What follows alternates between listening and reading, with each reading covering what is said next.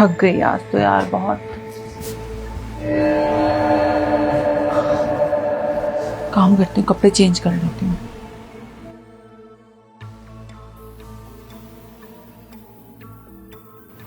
गर्मी भी बहुत है आज।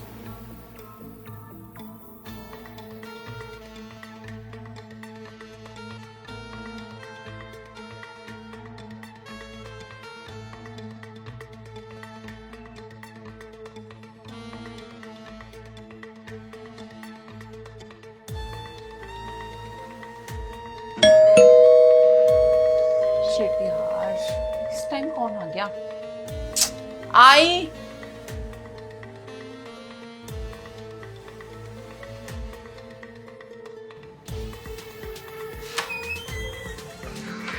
हे सर, आप अभी तो मुझे पूरा महीना भी नहीं हुआ है, एक हफ्ते में आप रेंट लेने आ गए? अरे नहीं नहीं, रेंट लेने नहीं आया हूँ मैडम। दरअसल बात ये है कि मैं अपनी पीजी का मुआयना करने आया। मुआयना में कुछ समझी नहीं। आइए अंदर, आपको विस्तार पूर्वक समझाता हूँ, आइए।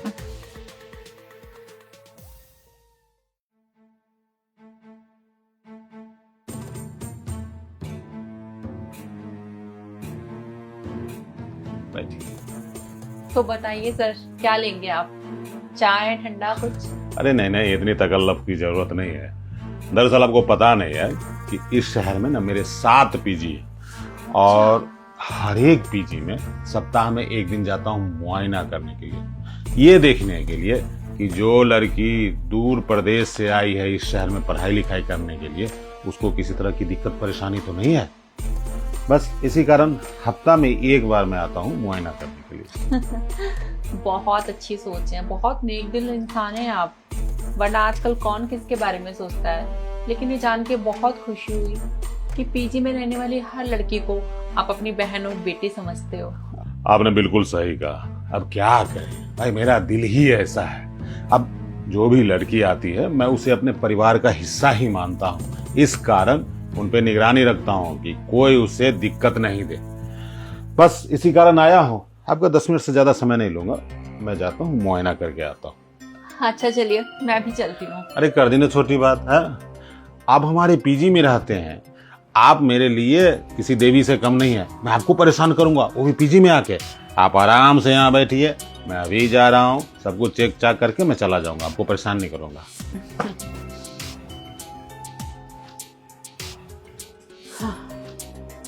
घमंडी इंसान है, कितना घमंड है इसको अपनी प्रॉपर्टी का। मुआयना करने आया हूँ, अरे मैं क्या ही कर लूंगी इसके घर का, तो चोरी करके थोड़ी भाग जाऊंगी। और इतनी मेहनत से मैंने इसका एक गंदा घर साफ किया है, सजाया है।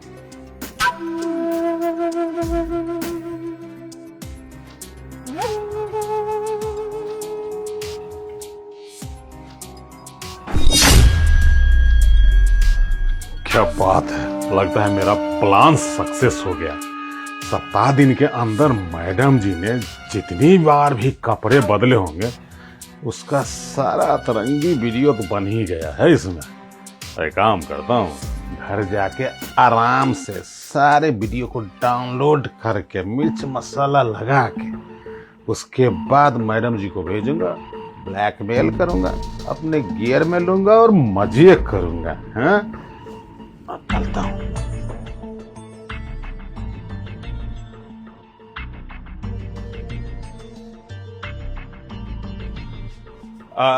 मैडम, मैंने मुआयना कर लिया है, अब मैं जा रहा हूँ, गेट बंद कर लीजिए। अरे सर, कहाँ जा रहे हैं आप? आइए बैठिए, थोड़ी गुफ्तगू करते हैं। कहाँ क्या जा रहा हूँ? मैंने आपको बताया ना कि मेरे 7 पीजी हैं, तो और भी पीजी में तो मुआयना करने जाना होता है। अरे नहीं नहीं सर, आपकी जानकारी के लिए आपको बता देती हूँ, आप यहाँ आए तो अपनी मर्जी से हैं, लेकिन जाएंगे मेरी मर्जी से। सो प्लीज आ जाइए। अब आपको निराश तो नहीं कर सकता ना, आप इतने प्यार से रिक्वेस्ट किया है तो आपकी बात तो माननी पड़ेगी। हाँ, तो आपने देखा ही होगा मैंने घर कितने अच्छे से सजाया है। मैडम, इस बात की मुझे बहुत खुशी है कि मैंने अपने पीजी में अच्छे स्टूडेंट को रखा है। आप बिल्कुल साफ सुथरा रखती हैं, ये देख के मुझे बहुत अच्छा लगा। तो आपने अच्छे से कोने कोने में चेक कर लिया ना, कोई कमी तो नहीं है ना? देखिए, मैंने तो चेक कर लिया है, कोई कमी नहीं है। अगर आपको कोई दिक्कत है तो मुझे बताइए, मैं दूर कर दूंगा दिक्कत। नहीं नहीं, मुझे कोई दिक्कत नहीं है। मुझे तो बहुत खुशी हो रही है कि आप जैसे भले इंसान यहाँ के मालिक हैं। और वो क्या कह रही थी मैं, आपने कैमरा रख लिया ना? कैमरा? कैमरा कहाँ से आएगा मैडम? देखिए, मैं एक सभ्य इंसान हूँ और किसी भी लड़की के रूम में मैं कैमरा नहीं लगाता हूँ। आपको गलतफहमी हुई है। हाँ बे ओ शाणे, अब ये जो मुखौटा लगा रखा है ना अच्छाई का, इसको उतार के कहीं दूर फेंक दे, क्योंकि तेरी सच्चाई मुझे पहले दिन ही सामने आ गई थी। और तुझे क्या लग रहा है, तू ज्यादा चालाक है क्या? मैडम, ये क्या बोले जा रही हैं आप? मैं आपका मकान मालिक हूँ और आप मुझ पे इल्जाम लगाए जा रही हैं। देखो, अब ज्यादा ना भोले बनने का नाटक मत करो। मुझे बहुत अच्छे से पता है कि तू हर लड़की के कमरे में कैमरा लगाता है, उनसे छुपा कर, ताकि उनके प्राइवेट पिक्चर्स वीडियो बना सके, उनका एमएमएस बना सके, फिर उन बेचारियों को ब्लैकमेल कर सके। यही काम है ना तेरा? अरे नहीं मैडम, देखिए, आपका शक करना जायज बनता है क्योंकि आप एक खूबसूरत लड़की हैं और लड़की को शक करना ही चाहिए। आप जो ये न्यूज के बारे में बता रही हैं ना कि लड़कियों का एमएमएस बनाना, उसको ब्लैकमेल करना, ये मैं नहीं बल्कि मेरे बगल वाला जो है ना पीजी वाला गोगो, वो करता है ऐसा। अरे वो वीडियो बना लेता है लड़कियों का और फिर पता नहीं उसके साथ कहाँ गोगो हो जाता है, कभी होटल ले जाता है, कभी घुमाने ले जाता है। लेकिन मैं इन सब चीजों से बहुत दूर मैडम, मैं बहुत शरीफ इंसान हूँ, बहुत अच्छा हूँ। वो तो मैं देख ही रही हूँ। पिछले कुछ दिनों से तेरी कितनी कंप्लेन्स आई है, शायद तुझे भी नहीं पता।